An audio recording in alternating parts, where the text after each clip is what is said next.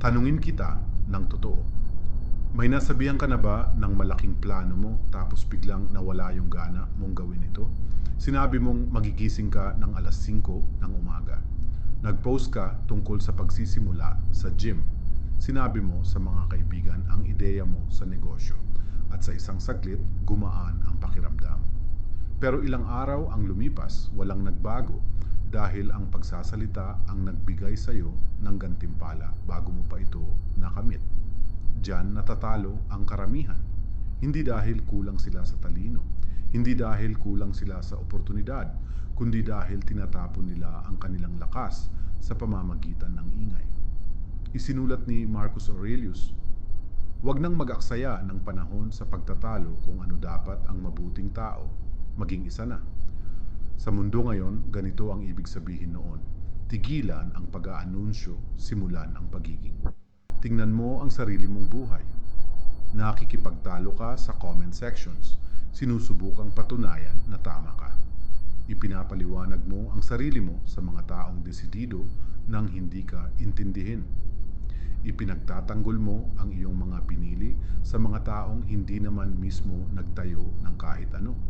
At habang abala ka sa pagsasalita, may ibang nag-aaral, may ibang nagsasanay, may ibang tahimik na nagtatayo.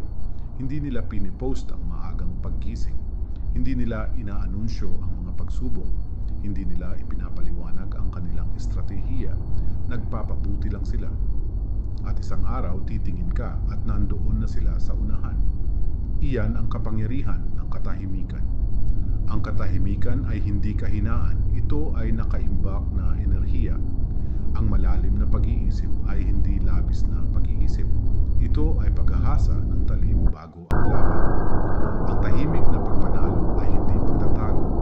Ito ay pagtanggi na bigyan ang mundo ng access sa iyong yugto ng paghahanda. Ang totoo ay simple. Ang pinakamaingay sa silid ay karaniwang ang pinaka-insecure. Ang pinakatahimik ay karaniwang nagmamasid. At ang nagmamasid ay natututo ng mga pattern. Nakikita ng nagmamasid ang mga pagkakamali. Ang nagmamasid ay sumasampalataya lamang kapag handa na. Pinatutunayan ito ng kasaysayan. Ang pinakamalakas na leader ay hindi patuloy na nagsasalita. Nakinig sila, nagmuni-muni, nagkalkula, at pagkatapos ay kumilos ng isang beses. At sapat na yun. Sa ngayon, ang pinakamalaking pag-upgrade mo ay hindi mas maraming motibasyon.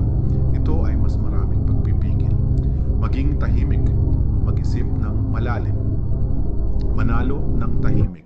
Ang 8 prinsipyong stoic na matututunan mo ay magtuturo sa iyo kung paano kontrolin ang iyong dila, disiplinahin ang iyong isipan at bumuo ng mga resulta nang hindi naghahanap ng pagpapatunay. Hindi ito tungkol sa pagiging pasibo, ito ay tungkol sa pagiging presiso. Kung handa ka nang tumigil sa pagtanghal at magsimulang lumikha, kung handa ka nang magtayo ng hindi nagbo-broadcast, kung handa ka nang kumilos tulad ng isang stoic, pindutin ang like button at sa mga komento i-drop ang "Ako'y nananalo ng tahimik. Manatili sa akin." Sa pagtatapos ng video na ito, hindi mo lang mauunawaan ang katahimikan, gagawin mo itong sandata. Numero 1, ang katahimikan ay hindi kahinaan. Ito ay pagpipigil sa sarili. Iniisip ng karamihan na ang katahimikan ay nangangahulugang wala kang sasabihin. Akala nila kung tahimik ka sa meeting, hindi ka sigurado. Kung hindi ka sumagot, talo ka. Kung hindi mo agad ipinagtanggol ang sarili mo, may kasalanan ka. Ganyan kababaw ang mundo.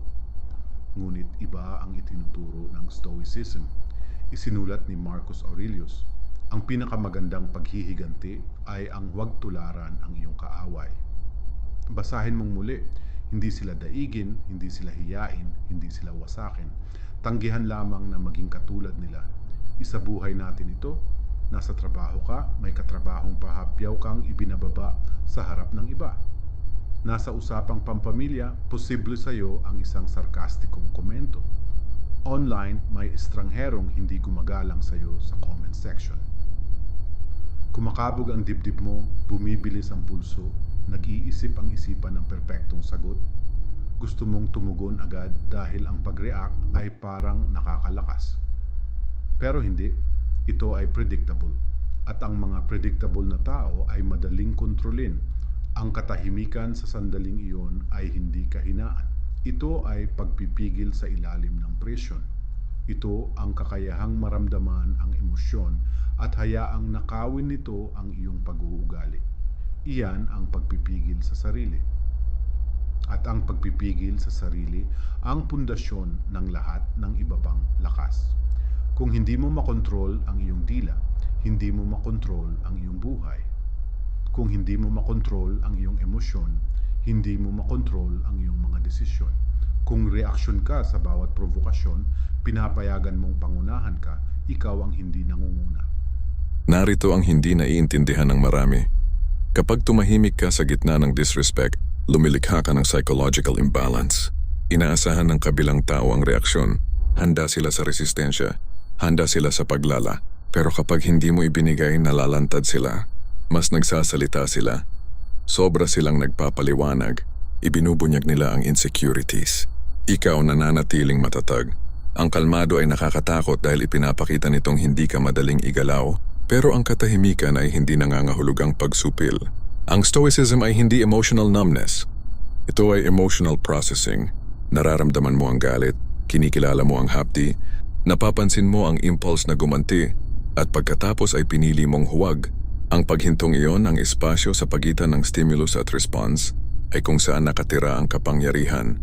Sa mundo ngayon, bihira ito. Lahat ay nakondisyon para sa agarang reaksyon, agarang sagot, agarang opinyon, agarang galit. Pero ang humihinto, nag-iisip, nagkalkula siya ang panalo. Pinoprotektahan din ng katahimikan ng iyong kinabukasan. Ilang pagkakaibigan ang nasira dahil sa isang pangungusap na sinabi.